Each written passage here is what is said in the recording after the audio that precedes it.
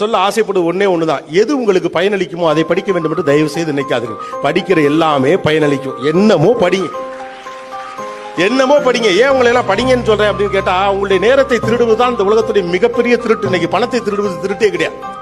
உங்களை போன்ற பிள்ளைகள் எல்லாத்துக்கும் மிகப்பெரிய லீடர்ஷிப்போட வரணும். நம்ம ஹெல்த் மினிஸ்டர் சொன்னார்ல, அவர் ஹெல்த் மினிஸ்டர் மட்டும் இல்ல, ஒரு ஹெல்த்தி மினிஸ்டரும் கூட. ஓகே, அவர் சொன்ன முக்கியமான விஷயம் என்பது எல்லாருக்கும் ரொம்ப நேரம்லாம் இருக்கு அப்படிங்கிறதுலாம் கிடையாது.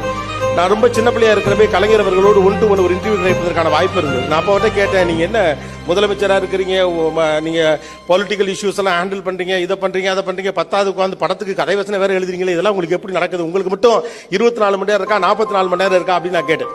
அதுக்கு ஒரு சிரிச்சுக்கிட்டே ஒரு பதில் சொன்னார், எல்லாருக்கும் ஒரே நேரம் தான் இருக்கு, அந்த நேரத்தை நீங்க எப்படி பயன்படுத்துறீங்கிறது பொறுத்து தான் நேரம் உங்களுக்கு ஹெல்ப் பண்ண போகுது அப்படின்னு சொன்னார்.